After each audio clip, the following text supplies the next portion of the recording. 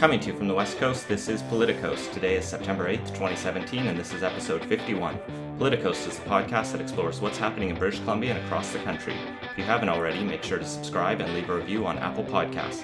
Follow us on Facebook and Twitter, where we're at PoliticosPod, and support the show at patreon.com/politicos. I'm Scott. And I'm Ian.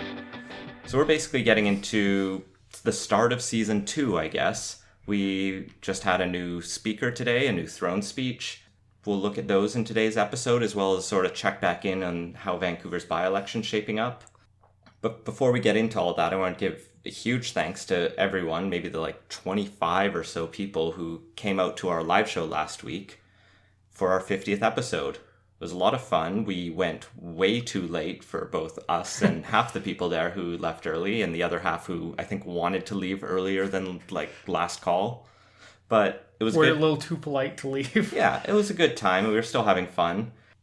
So we'll definitely do it again, but we will stick to a timeline where we have time to drink after, and not just through it. Yeah, especially on a work night for most people. Yeah, and 3 hours of content was a bit much. But that was great. So the other big announcement we have today, which is really why it maybe feels like season 2 start, is we both literally just 2 minutes before we hit record, hit our $75 a month Patreon goal, which means now we have to make more content. And the even bigger news is we also have another $50 a month on top of that, because the University of Victoria's School of Public Administration has become our first premier sponsor. This is a big shout out to friend of the show and repeat guest, Professor Lindsay Tedds, for making this happen. So between all of that funding we definitely have enough to cover our expenses, and we should actually start looking at maybe upgrading some of the equipment. So instead of having one little mic sitting here on my desk, we could have better quiet mics right in front of my face. I could actually learn how to edit podcasts instead of making it up. We don't know. If there are suggestions out there, things you want us to do or think we should be doing better, send them to us. I'll get going with that. Well, first up, Betrayal in the House Coleman. Today was going to always be kind of an interesting day. It's the first day back in the Legislature, and I actually learned listening to Shane Woodford's Inside BC Politics podcast out of Radio NL Kamloops, which props to them for putting out a politics podcast and making it available to the entire world. The reason we had a Friday sitting today and the budget is on Monday is because the BC Liberals passed a law way back when that following an election, within 3 months, there would have to be a budget update. And 3 months to the day is Sunday, so Monday is the latest because of the weekend that we're going to get a budget update. So the NDP, having had all the fracas with Christy Clark's sort of back and forth over the summer, once they finally became government, scheduled the first day of the legislative sitting today so they could get through the throne speech. So on Monday, we can get a budget update, which means content for next week. But so today was the first time in 16 years that we had an NDP government sitting in the legislature. And the question that we luckily haven't had to deal with for a couple months, because everyone kind of got bored out of it right after the initial sort of back and forth, was this: who's going to be the speaker? Because the numbers are so close. And it got a little bit less close when Christy Clark resigned. But then this morning, after the really boring procedural stuff, Liberal MLA Daryl Plekis's name was announced as the only person who stepped forward, or more appropriately, hadn't withdrawn his name from the consideration. Plekis is an MLA from Abbotsford, and he was most famous in the last couple months for being the one on July 27th who, at the Liberal caucus retreat in Penticton, threatened to quit caucus if Christy Clark didn't stand down as leader, because he was kind of tired of the fake throne speech she gave and then her sort of sticking around and not being clear about why. And so he was like, I'm kind of done with all of this. And then it turns out that was kind of his last time he ever spoke to any of his caucus colleagues. There's a piece that just went up in the Vancouver Sun from Rob Shaw talking about how this morning came to happen. And basically Plekis annoyed the rest of his caucus, or pissed them off to all hell, because Clark sort of showdown. So he didn't really feel like hanging around. I think a couple days after, at latest, that caucus showdown, Mike Farnworth, the House leader for the NDP, was on the phone with him asking for meetings, and I guess Andrew Weaver was as well. And they were both pitching this idea of him becoming speaker.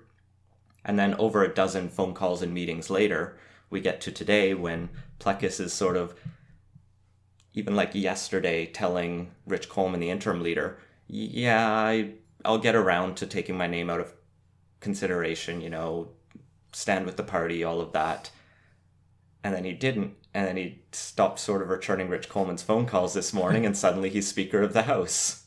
This was met with thunderous applause from the NDP and government side of the House, and I think the Greens as well.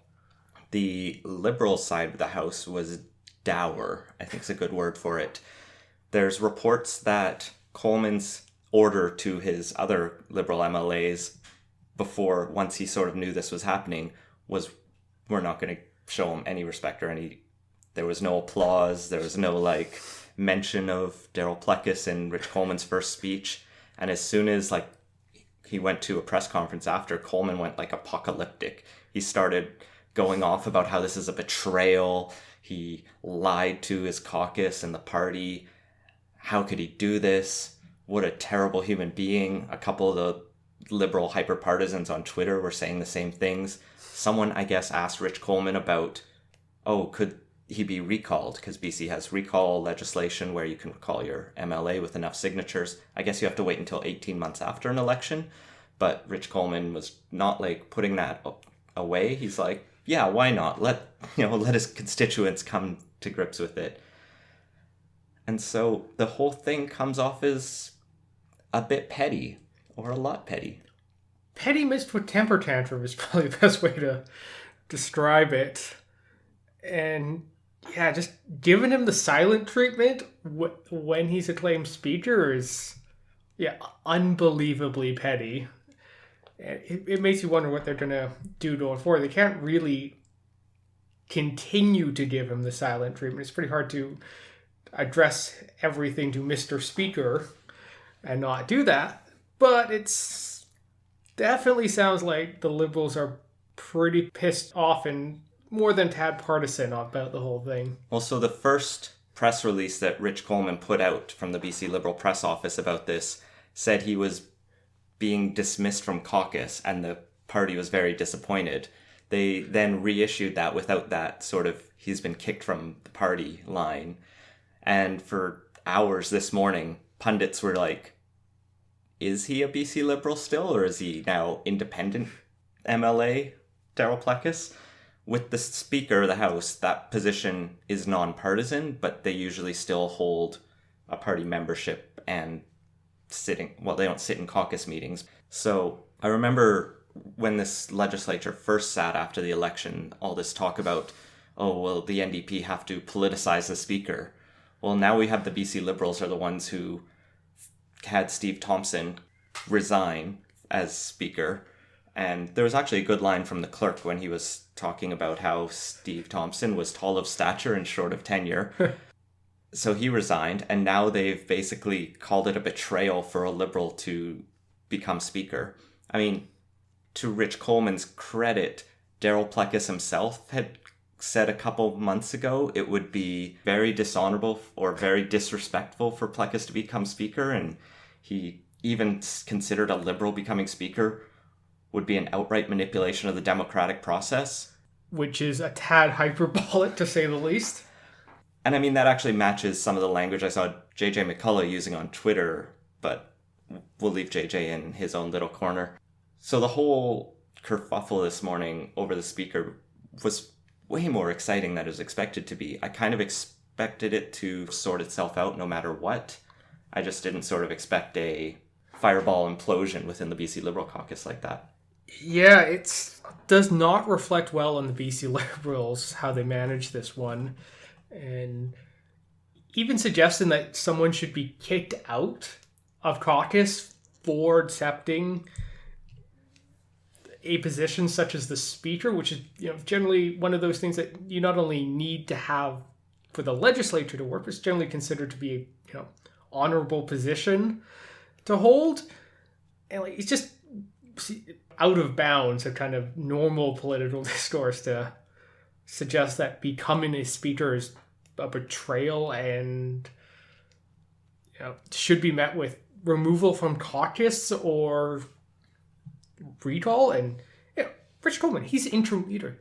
Interim leaders should not be kicking people out of caucus for all but like the most extreme, this is going to sink the party if we don't disavow him sort of thing.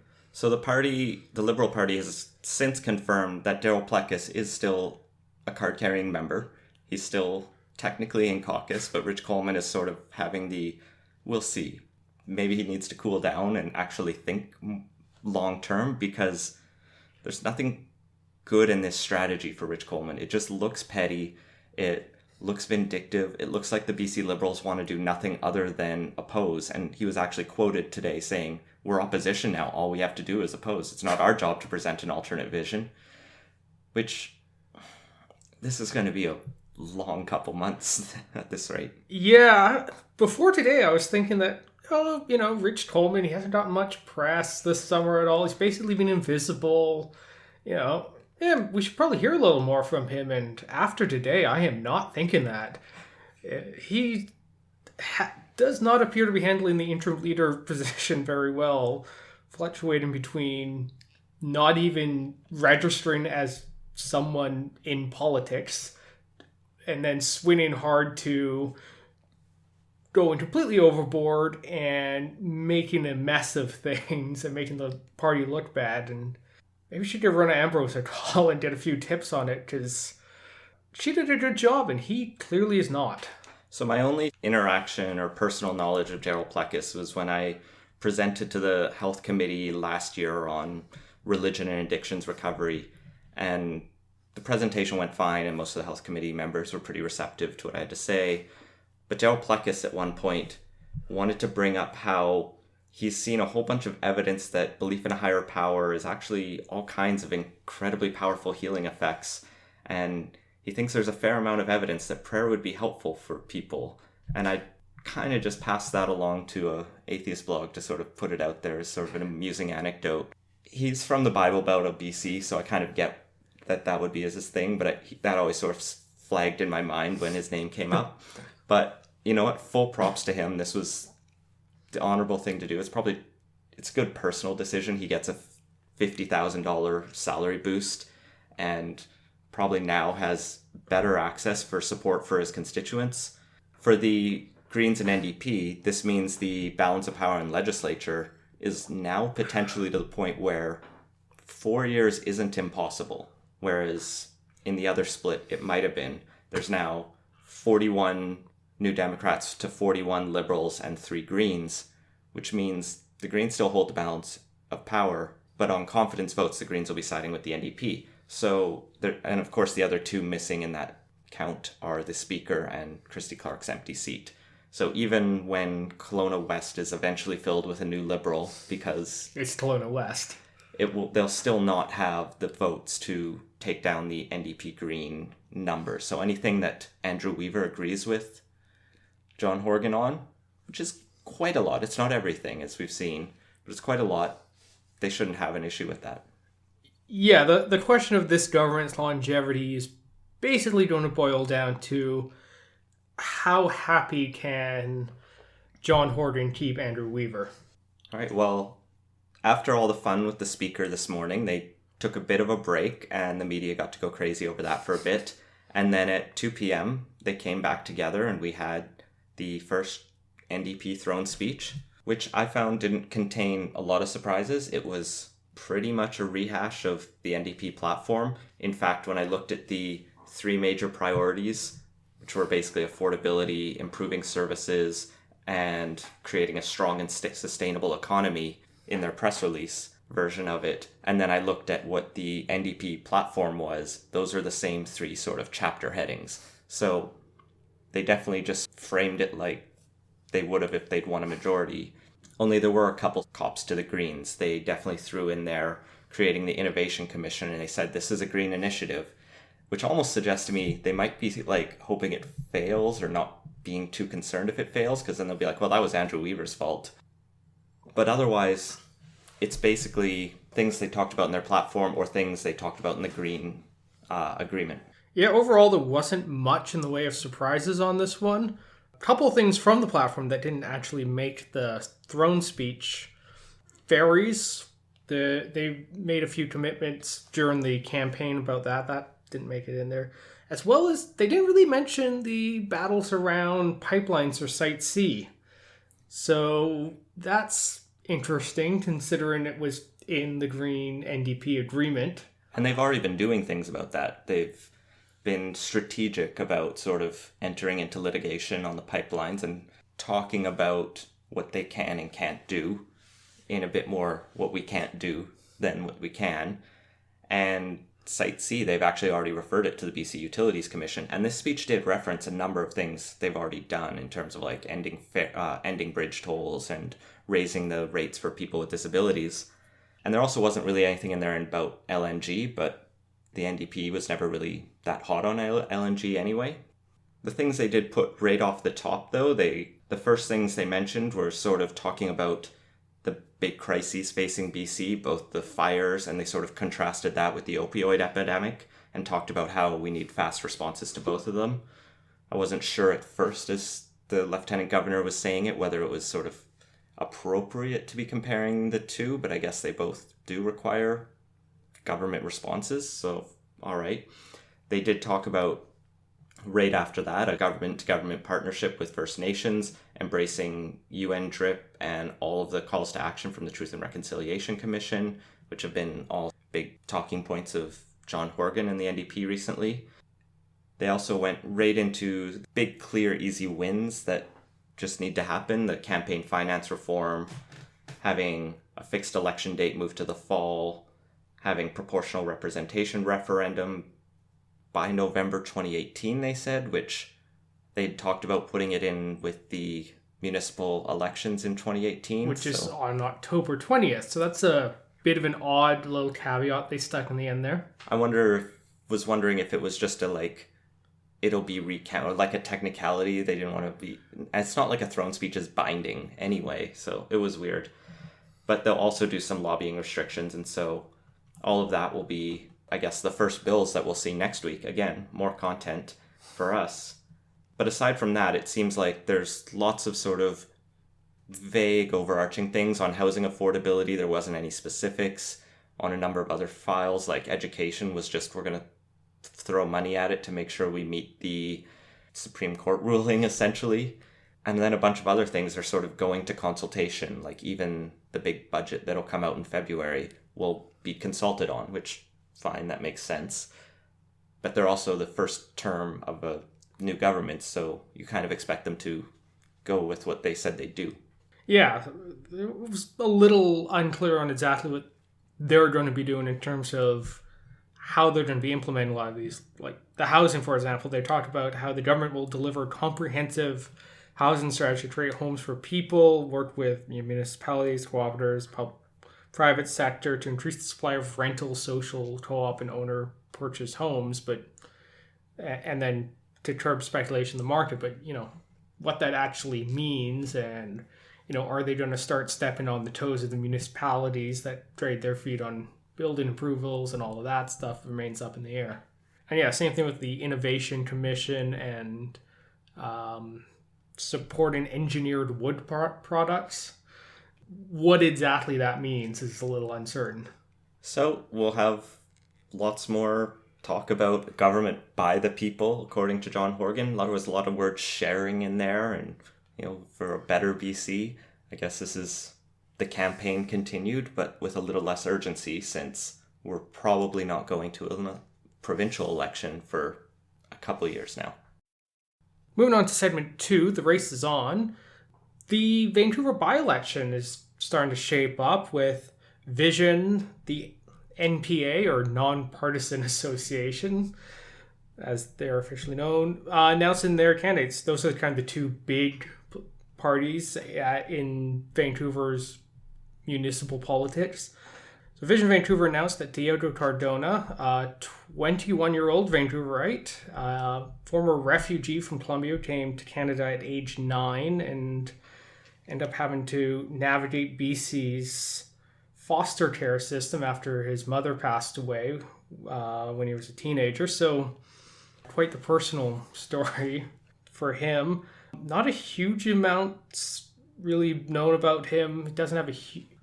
He's only 21, so he doesn't have like a long CV of, involvement at a bunch of different levels. When I was 21, I only halfway through university, so I mean, he has been involved with the Immigrant Services Society of BC, the Federation of BC Youth in Care Networks, and he's spoken for the Vancouver Foundation's Fresh Voices initiative. So he's sort of been the out in the public, speaking up for young immigrants and things like that. That said, the Vancouver Courier profile of him kind of suggests he's kind of an unknown, and a few other places are still saying this is kind of like Vision's. He might be a good candidate in a couple years once he's got some references or, experience and stuff. But right now he kind of looks like the fill-in candidate almost from Vision. Yeah, it's an interesting choice. On one hand, there is that personal narrative, which can be quite powerful. On the other hand, the guy is 21 and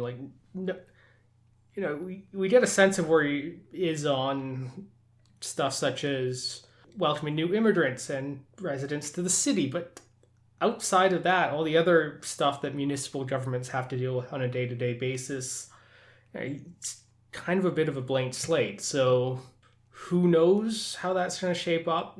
Vision is a fairly well-run political party in terms of the campaign machinery. So just from that alone, that he has a decent chance of succeeding. But at the same time, I think a lot of people are getting pretty tired of Vision's handling of the city, and it's the sort of thing I could see there also being a bit of a pushback against, and this might be why they didn't put forward a more well-known or experienced candidate. Take the loss on the by-election so that you can go, oh, we learned our lesson, renew us with a majority again next year. Yeah, they figure that this is, by-elections are one of those times where people like to send a message. And, maybe we don't want to put a heavy hitter in there who will lose and then have that black mark against them when they want to run for a full term a year from now. Well, and across the aisle, the NPA has nominated Hector Bremner to be their candidate. He, ironically for today, was a former aide to Rich Coleman in some of the BC Liberal offices, and he's worked in a few other ministries as well. So he's kind of deeply connected to that, which might not be the best thing to have on the resume today, but maybe by the time the by-election itself rolls around, people have forgotten this latest thing. He's run for the BC Liberals in New Westminster in 2013. He's also connected to a couple sort of right-wing strategy groups, communications groups. Beyond that, his sort of main focus has been talking about increasing housing supply, so standard free market approach to affordability, which seems like NPA standard fare. Yeah, so the NPA is currently the party with the second most number of seats on council, and they're one of the big parties here. They've held the mayorship for a bunch of years, though not recently, and not since Sam Sullivan was mayor. But it's also a fairly well-known political brand here. So that's alone gives him decent odds, I think, of winning. Whether or not he kind of has the campaign ability and chops to win, it's a little hard to say. It's a by-election, so turnouts are always low, which means personalities aren't always the thing that really motivates people to get out, rather than a well-funded get out the vote effort. So it's going to be interesting on that. And the NPA for me has recently suffered, like even the last couple elections, suffered the same problem as the BC Liberals have right now, which is, what are they actually for? We know they're against the other guys. The NPA is very, we're not Vision. All right, you're for lower housing taxes, lower property taxes. What kind of, sometimes they were against bike lanes. Now they've kind of given up on that as the public's mostly come around, except for the person we talked about a couple weeks ago. Probably good. And so, but it would not be healthy for the city if anti-bike lanes was the thing that really, got out the vote. And so the NPA's whole thing is, will be Vision light, or Vision with slightly lower taxes, which that's a fine brand, but it's not exciting or anything. So I think maybe we're just waiting for some ideas to come out. And given that it's a by-election, might be a time to actually pitch some besides just, we should increase the supply of housing. How? What specific, like there's lots of tools in the city's tool chest to do that. Does he want to reduce regulations as you've talked about in the past? Does he want to open up an entire new section of town to be redeveloped? Does he want to convert mansions into multi-unit homes in Shaughnessy? Because I doubt that's on his platform. Yeah, well, might be able to get the UBC vote if he turned Point Grey into a bunch of apartment towers so students wouldn't have to commute from Coquitlam. But yeah, there's a bunch of stuff that the increased housing supply can mean, and not the least of which is get approvals under 3 years to get stuff approved from the time the developers submit the applications. Like, there's a lot of stuff there that can be improved upon, but what that means is still not entirely clear, and just how successful one person is going to be when Vision's still going to have a majority after it's the other thing. So those are the two sort of main party candidates. We also have talked in the past about Judy Graves, who's running for One City on a general progressive platform of focusing on housing and affordability type issues. We've talked about Jean Swanson and played a bit of her announcement clip where she talked about things like a rent freeze and taxing the rich in the most Vancouver fashion. She picked up the endorsement from Cope. So she's still technically running as an independent. But Cope, who used to actually run the city for a couple different terms, hasn't had a very successful post-Vision kind of political career once most of their members got swallowed up.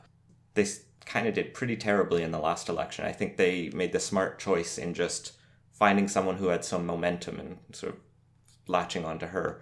But I almost also worry with sort of how the Cope brand is doing. Like, if you go to their website right now, it's probably the least attractive, the oldest, kind of needs an update and a refresher. And I almost wonder if like the Cope brand might drag Jean Swanson down more than her momentum was not necessarily going to guarantee her win, but get some attention. Yeah. So Cope, for those of you who don't rigorously follow Vancouver politics, is the Coalition of Progressive Electors. We love our acronym party names here for some reason. We used to have TEAM, but I don't remember what that one was for. But so yeah, like you were saying, they're kind of been out of the running as a main contender for a couple cycles now and haven't done particularly well. Yeah, Jean Swanson's got a fair bit of name recognition and kind of really plays to that end of the spectrum pretty well, but don't think it would be a surprise to anyone to say that I'm not exactly thrilled with a lot of her platform. Like, the rent freeze, is basically it's rent control, and like, the evidence is very clear that a stringent rent control is basically the worst way to run a city if you want broadly accessible, affordable housing. You get a lot of people who luck into it, and it's great for the people who get in at the start, and it's terrible for everyone else as the amount of housing dwindles because nobody can make any money actually supplying housing. So yeah, that seems to me a fairly terrible idea. And then the other part is the free transit. And it's just, is that really where the problem with getting people on transit lies? It's a lot of times cheaper to get a bus pass than pay for a car, gas, and insurance and parking in Vancouver. And when I've had to drive, it's usually because the bus or SkyTrain can't get me somewhere very conveniently. Not that the costing really is the main driver there. So, if we're going to throw, I think it's $550 million is what TransLink takes in fares in a year. If we're going to throw that much money at it, maybe we should be expanding service instead. My other question is, we still have Judy Graves and Jean Swanson sort of going after the same corner of the spectrum, the sort of left to far left bit. And they're also probably going to be competing somewhat with Pete Fry and the Greens on some issues. The Greens are starting to carve out their own constituency. And then there's Sensible Vancouver's candidate, who we'll get into in a second, because we can't not talk about watermelon. But so you have this kind of like left-wing vote split, and well, Vision's candidate probably won't appeal to the people who want sort of a change to the left. Now you have to kind of decide, do you want to go with Jean Swanson, the more independent voice, or this new One City voice, which, considering it's a brand new party, is pretty much an independent voice since it doesn't have, just with a bit more organization around it. But given it's a by-election with a general turnout for municipal elections in 30% turnout ranges, maybe 40. Yeah, we're talking about If two we're people lucky. who are going to be splitting the left portion Well, but of 10% of the if city. all the left shows up that usually vote in a municipal by-election, any of these candidates can win. That's true of any of them, but the point is there's just so few people turning up. Yeah, we're talking like, what, 10, 15%, maybe 20% if turnout, and what's the left half of 15%? Like, it's just not a huge amount. It's going to come down to who can bring out their supporters, so who can generate more excitement. And right now, I don't know who of those two has a better shot at attracting more excitement and sort of... It's probably going to be Jean Swanson, I think. This is the name I hear around a lot more, and there seems to have a lot more momentum behind it. Oh, and I've seen a bunch of Jean Swanson banner. I haven't seen anything from Judy Draves around the city. well, we'll keep an eye out for those, particularly as the campaign moves forward. Then we have Pete Fry, who we've mentioned before from the Green Party, son of MP Haiti Fry. He's hoping to join the other Green councillor on Vancouver City Council, Adrian Carr, who has been your standard Green voice, sometimes going with Vision, sometimes going against them. I think we've talked about him in the past, so I think we can move on. There's finally a candidate for Sensible Vancouver. I saw in a couple places it listed as Sensible BC, but it's the Vancouver branch of that. If you don't remember it, Sensible BC is Dana Larson's pro-pot BC political party that also ran the attempt to get a ballot initiative on marijuana legalization. And that failed. Their candidate was listed initially in one paper as Mary Jane Dunstan, which would be fantastic, but it's Mary Jean Dunstan, whose nickname is Watermelon. Because she's running for Sensible BC, she's the cannabis-friendly candidate, and so their sort of focus is on standing up for dispensaries, relaxing bylaws around them, focusing on testing the product for safety. Is this really Vancouver's big problem, that it's not pot-friendly enough? Well, they did bring in a number of dispensary bylaws in the last couple of years, so maybe there were too many of those and they should scrap them or something. I don't know if it's necessary, but I am totally in support of more fringe parties getting involved in the process. Dunstan, or Watermelon, is fairly, I guess, well known around the Wreck Beach community. She also runs a licorice shop on Granville Island's Kids Market, and she actually talked about the cannabis issues because she's like, well, I work in the Kids Market, and right across the street is this brewery there's always adults lined up, so what's the problem with having marijuana shops right by kids' places too? It's an argument you can make, and I'll give her full props for that. She also talked about how on election day she'll be organizing carpools to go from dispensary to the polls. I don't know if there's a law that you have to be sober when you vote in BC or in Canada, but maybe they should be on the lookout for that. 2 years ago, that she told the Georgia Straight that she would run for mayor in 2023, which, because we've switched to 4-year cycles on municipal elections, means there won't be an election in 2023, and I don't know if she realized that at the time, so she'll be maybe running for mayor in 2022 or 2026. But that's Watermelon. She's the only candidate who's been on the cover of the Georgia Straight one time talking about Wreck Beach in a nude Photoshop, which is, again, more power to her. So I don't know where the nickname Watermelon came from, but she's definitely fully embraced it. You can find her on Twitter at WeedDiva, WeedDiva, or her website for her campaign is votewatermelon.ca. So she's fully on board with it. But that's basically her approach is, Vancouver needs more fresh voices at City Hall. So it's not clear who of these candidates has the best chance. The Georgia Straight gave NPA's Hector Bremner a 3-2 odds of taking it, Pete Fry a 3-1, Judy Graves a 4-1, and Jean Swanson a 5-1, just because of maybe the one city backing's a little bit stronger. It's hard to say. And Vision Vancouver, the 7-1, almost long shot odds, except for Watermelon's 15-1 odds. Yeah, I think it's fairly safe to say Watermelon's probably going to come in last place. But yeah, I think in terms of most likely, it's probably going to come down to either the NPA or Greens on this one. Well, and then the other half of the by-election coming up is to refill the Vancouver School Board.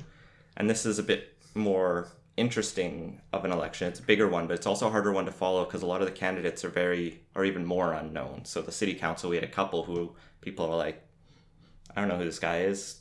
That's cool. He's running for Vision. He's probably got lots of great behind him. Whereas the school board has people who just no one's really heard of outside of their friends, I guess. So we're running to fill 9 spots.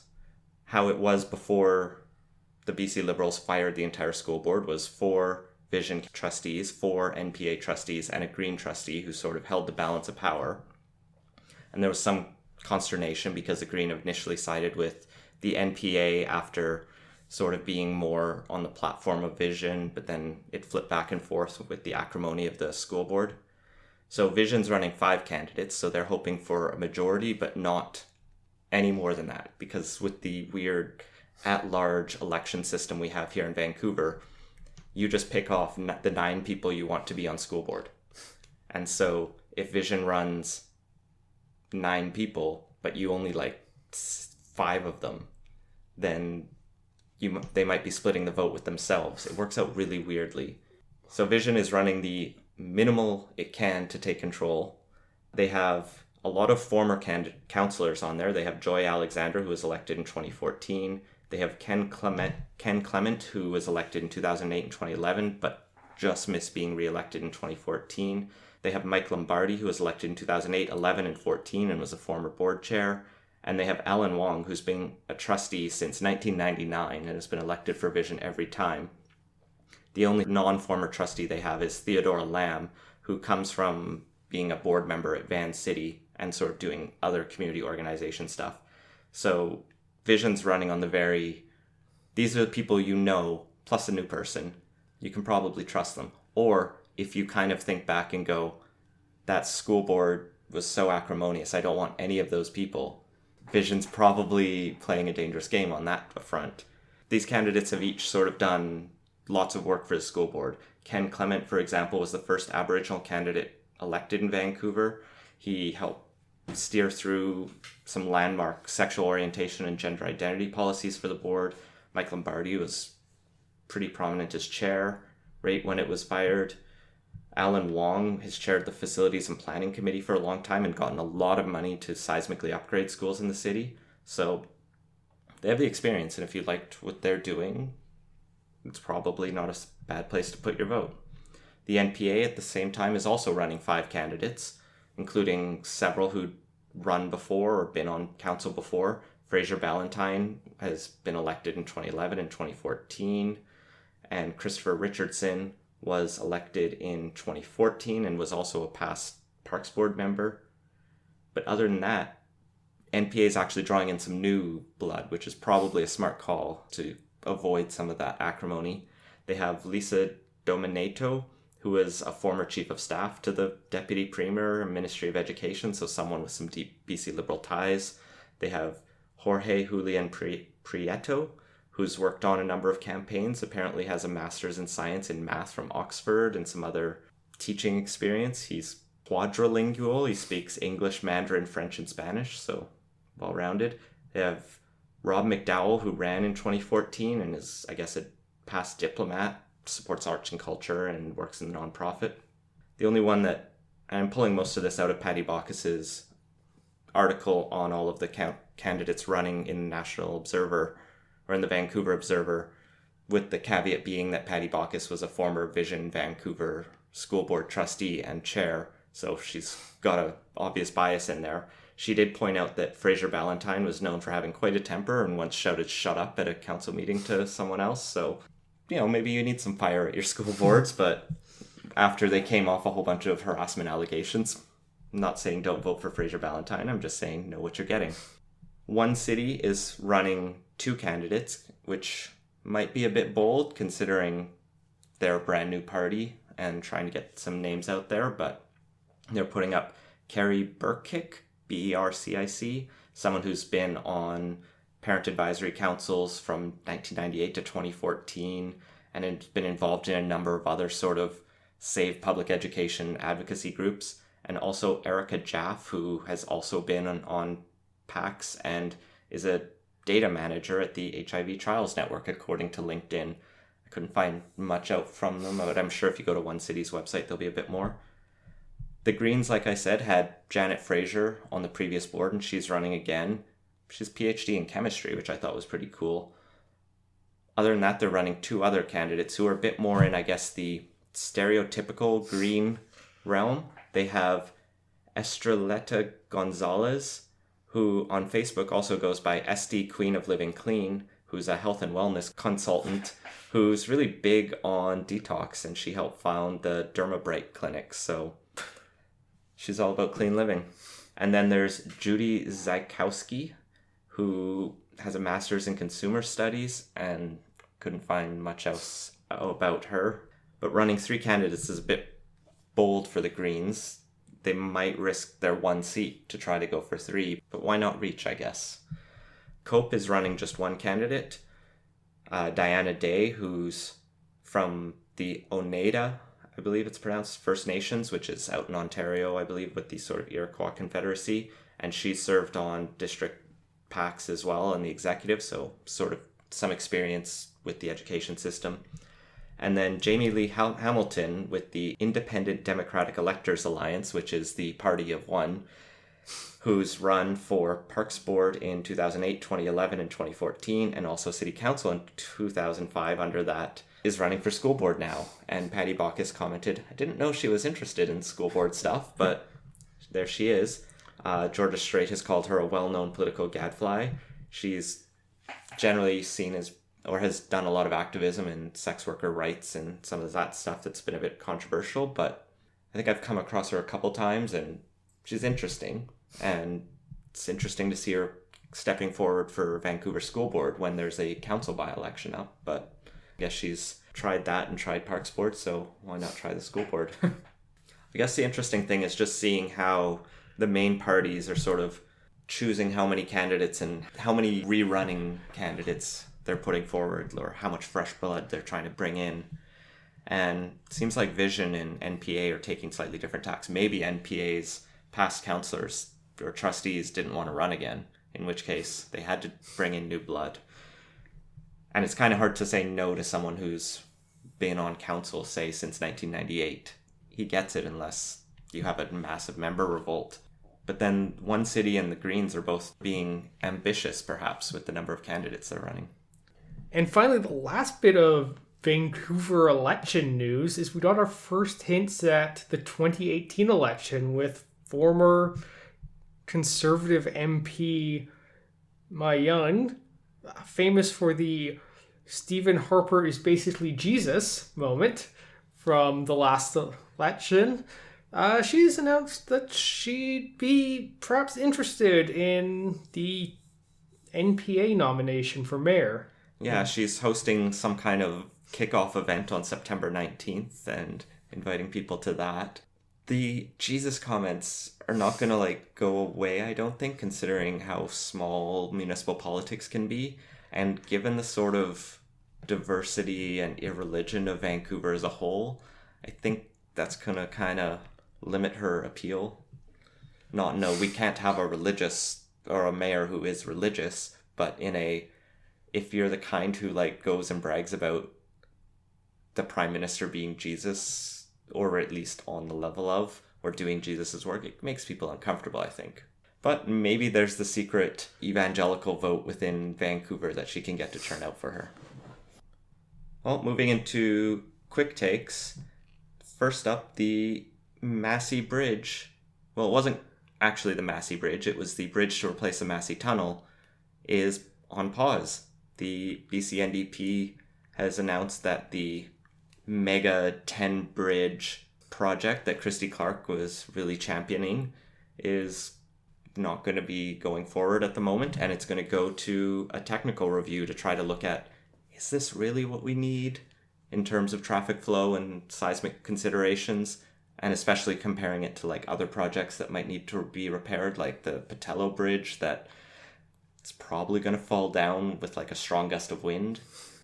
Yeah, so what they've done is they've basically put the thing on hold pending the review, and they've canceled the current tenders out there. So that does mean they're going to have to pay out, I think it's $2 million to each of the 3 shortlisted companies for this one. And should the decision be made following the review, that's expected to be happening sometime in the spring. It's going to go out for a new tender. We're basically going to have to start the process all over again. It sounds like a lot of money, but the estimated cost of the bridge was $3.5 billion, although it might have been as high as $12 billion, depending on what sort of leaks you believe in. So the $6 million paid out to that's not so much of a big deal. It's less than they're going to have to pay Gordon Wilson. They've already paid out to do some of the other work on it. There's a little concern there, but it's if you're spending $3.5 billion, you do kind of want to make sure you do it right. And this is a project that every mayor in Metro Vancouver, except I think Delta. Delta really likes the bridge. Yeah, but no one else does, because there are other projects, and 10 lanes was never... It was excessive compared to... It was a much bigger scaling up from the current 4 that are on that crossing. And there's a decent argument to be made that, 4 isn't sufficient, and... the tunnel definitely needs to be replaced because it is not seismically suitable anymore. Although I know Patrick from Pod Keep Our Land, who I had on the live show, and he hinted at it last week, has some very strong opinions on the bridge, but we didn't get to them in the live show, and I feel like at some point, if he doesn't do it on his show, we need to have him to just, hear his vent. And I don't know if I'll agree with it or disagree, but sounds like he's got strong enough opinions to merit a full vent. Or if you're listening, Pat, put it on your show and we'll just plug it next time. Yeah, so there needs to be something done at that crossing. What it's going to be still up in the air, and I think there's a pretty good case that 10 lanes is just way too big, and all it will do is end up with a congested 10-lane bridge and a hugely built-out delta. And much more effective, I think, would be something on the order of 6 to 8 lanes, including a dedicated rapid transit lane. The other big issue right now, too, is since the NDP got rid of tolls on 2 of the big newer bridges in the Lower Mainland.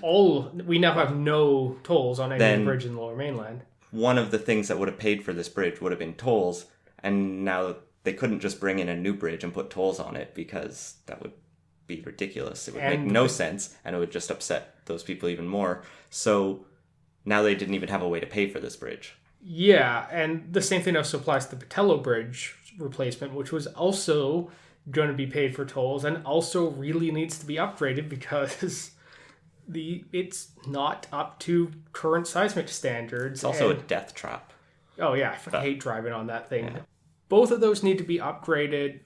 They just don't meet modern safety standards, and we'll need to figure out something, but I don't think it's the worst idea to put the thing on pause while it gets reevaluated.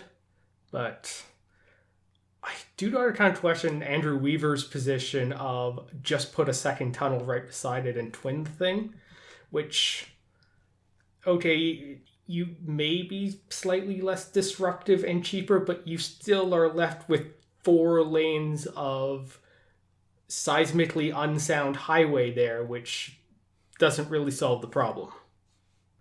So the BC Liberal leadership race has just barely gotten underway, and we already have one big idea for it, and by big I mean mountain size, because BC Liberal MLA Laurie Throne has put out a list of 65 proposals for a new Liberal leader, and the highlight of that is the second one under tourism: shape a mountain to create a globally significant structure and fund that through the sale of the stone removed. So basically, there should be a BC Mount Rushmore. Well, and he also wants to take the stone that's removed and build more structures across the province. I also don't know how much stone sells for, but I can't imagine it's enough to fund a major geo-sculptural thing. If we tried to put out on Twitter, who would you want to see on BC's Mount Rushmore? I think Kim Campbell was the winning vote. One suggestion. Vote. Yeah.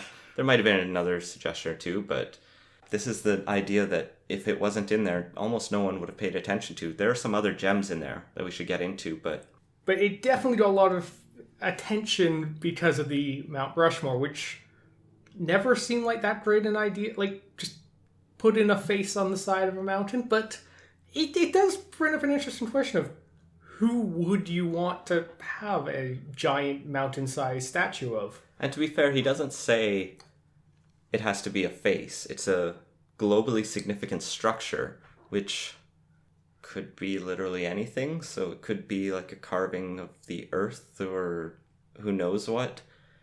It's still quite the most bizarre, and in terms of free market party ideas, doesn't quite fit in what I typically expect to come out of the BC Liberals. Like, there was lots in there that is straight up Liberal stuff, like more private healthcare options, more money for independent schools, all that kind of jazz.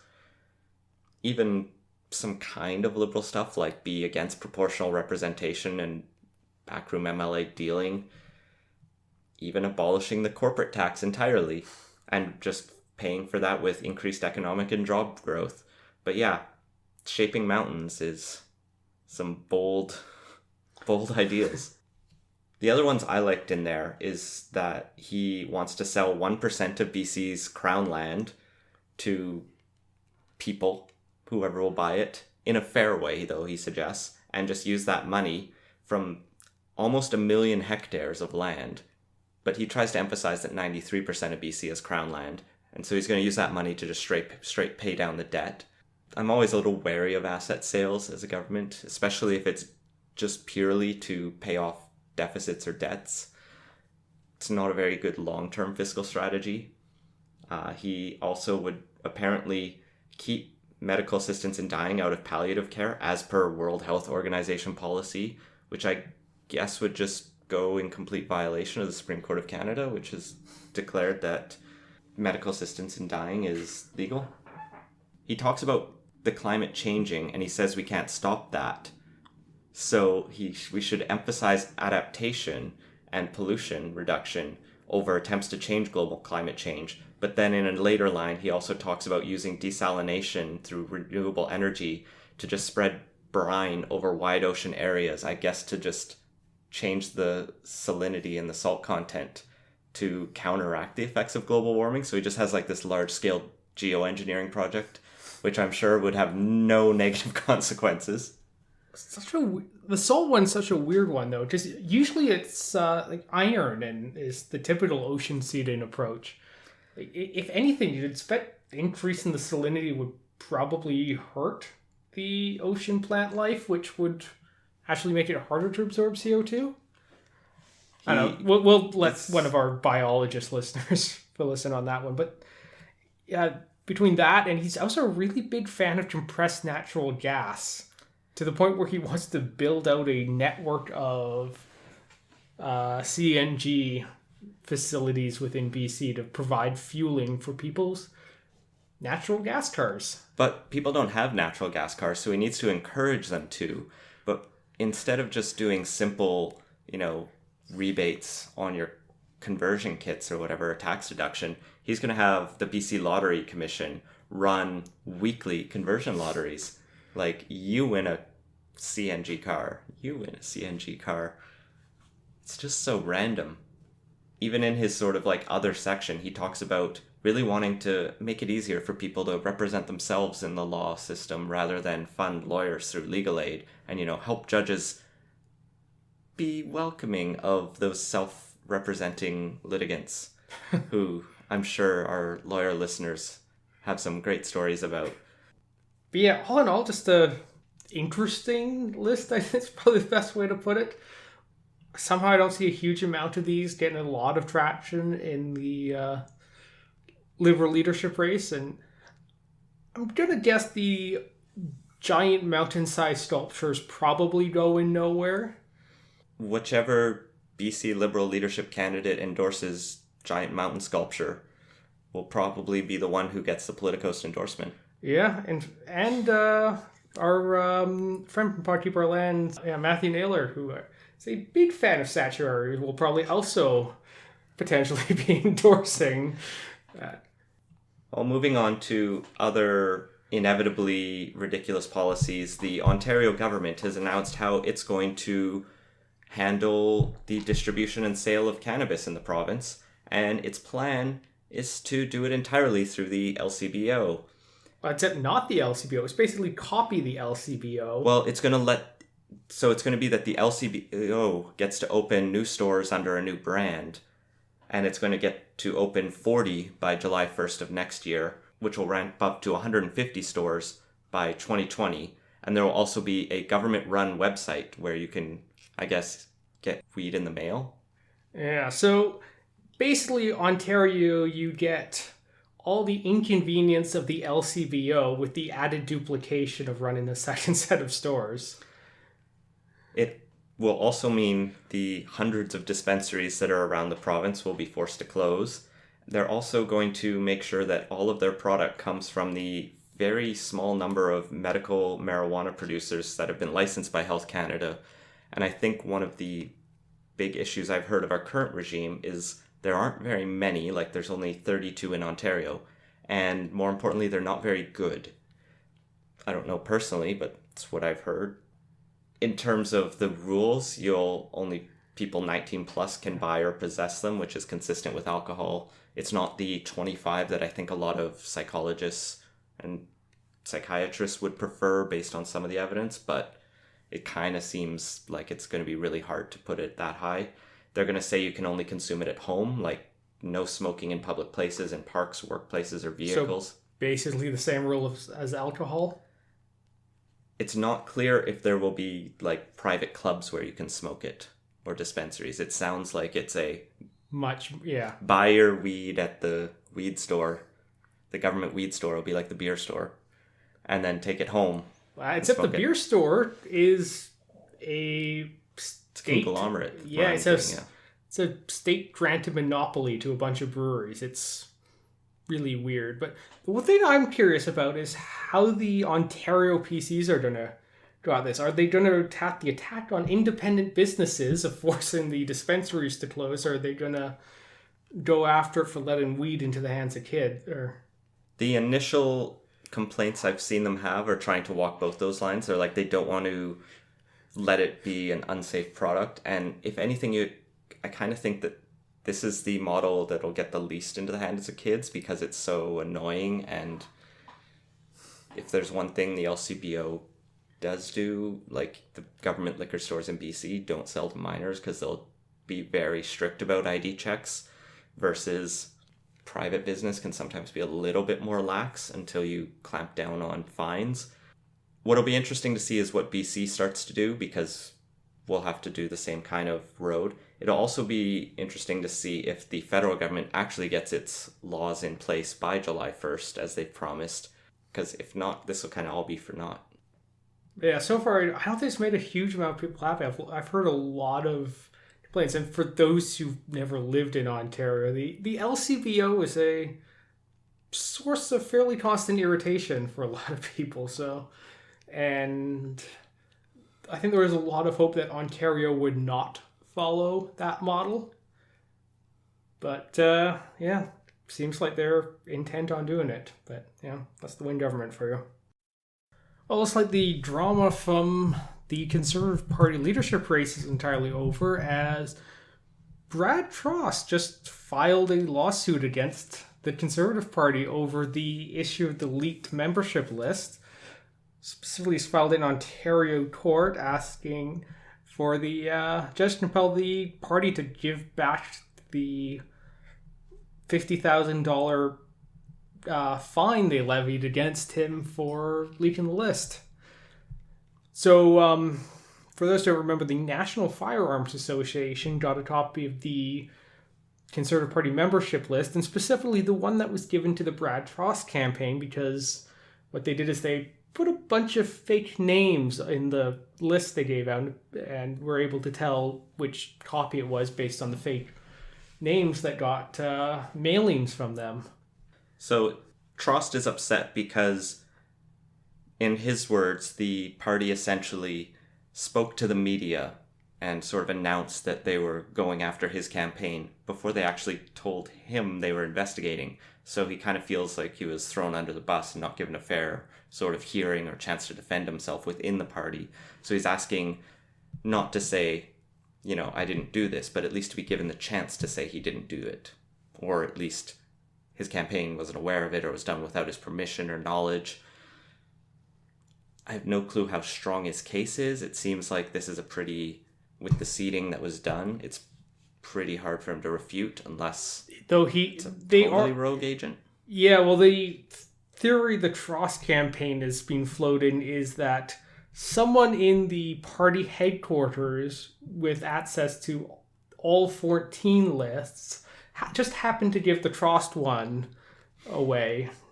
But I have to say, I think it's probably fairly unlikely, unless there's some weird procedural fairness thing at work here. But I don't see Brad Trost getting very far with this, and if anything, it will probably make him even less popular with the caucus and the rest of the party. And it's also noteworthy he was one of the few MPs that ran for leader that didn't get a critic post. He did place fourth in the leadership race, though, so it's not like you can say he's unpopular in the party. This is fourth of 14. So yeah, he's got some support, some surprisingly strong support. Yeah, he does have a certain amount of support, but it's very much concentrated in one wing of the party. And I think it was less that people like Brad Trost and more that some people liked the stuff he was saying. Very quickly, I'm just going to squeeze this in. I saw that I almost missed it this afternoon and everything else that was happening. The BC Utilities Commission actually today released a report from Deloitte LLP that was part of the review of Site C of the dam and project there. And basically what it found was kind of really mixed messaging. So it looked at sort of three of the questions that the NDP was sort of looking at. And it did say it's right now on budget and on time, which for a project its size is phenomenally unbelievable. But it sort of highlights a bunch of asterisks that it could go off the rails even if the NDP doesn't kill the project, that costs could balloon pretty quickly. Things can just happen. It also points that the costs of terminating Site C are in the same ballpark. So it's now do you keep going with something that's potentially going to be very expensive, or do you spend a whole bunch of money killing it? Yeah, you definitely want to avoid the sunk cost fallacy, but when both options are equally expensive in terms of money that has to be spent in the future, it gets a lot trickier on that. But I haven't actually had a chance to read this yet, so this is sort of an interim report before the full BC Utilities Commission report gets back to the government on September 20th. And this is just sort of an overall really rushed timeline to do a very comprehensive review of a very big and expensive project, which, to give you a sense of the scale, suspending it would cost $1.4 billion, or just killing it entirely would cost $1.2 billion. And then there's potentially extra fees on top of there and some inflation costs and other things. But this project is already at $4.5 billion of investments and will cost somewhere between 8.3 and 12.5 billion. So we're talking serious amounts of money and not really an easy solution. And this isn't even talking about the First Nations issues and the claims they're making about the effects it'll have on their land. Or the questions of what's the business case and how much power demand's going to be going forward too. So there's a fair bit of uncertainty both on the costs and the benefit side of the equation. So we'll definitely have to come back to that when there's more information and we've read a bit more. This is a 116-page report that was just released, so there's lots more data out there and lots more information to be figured out. Yeah, at some point with one of the extra bits of content we'll be providing now that we've hit our next goal, we'll probably be discussing Site C in a little more detail and actually read the reports and not skim the articles as they're getting posted. Well, the other thing we'll have to discuss at least this month urgently on extra content is an NDP leadership deep dive, which we should definitely do before the voting actually starts next month. The reason I just want to bring it up quickly, though, to close out today's show is on Sunday, if you're listening to this tomorrow, which will be today when it gets published, Saturday. On Sunday, there'll be a debate here in Vancouver at York Theatre on Commercial Drive at 12 p.m. I'm going to try to make it to that in person, but my timing might not work out in the morning. So all 4 candidates will be there. The other 2 big pieces of news this week are that the 2 leadership candidates who dropped out have announced their endorsements. Peter Julian, the BC MP, who was first pitching the free tuition and anti-pipeline position, sort of taking up the left, he threw his endorsement behind Jagmeet Singh, which I think was a bit of a surprise to a lot of people. And maybe more importantly, Pat Rebel Gorilla Stogren has endorsed Charlie Angus. And I think Charlie Angus even announced that he retained Stogren to do some independent advice on veterans affairs and military issues, which he has experience in those things. So let that inform your votes as it will if you're an NDP member. And if not, enjoy the show. And that has been Politicos. Find links to the stories he mentioned in the show notes at politicos.ca. Make sure to subscribe or listen to podcasts, and follow us on Facebook and Twitter at PoliticosPod. Leave us a review and let us know what you think. Support the show and get early access to our interviews at patreon.com/Politicos. If you have ideas for the show, feel free to send them to us. Thanks for listening.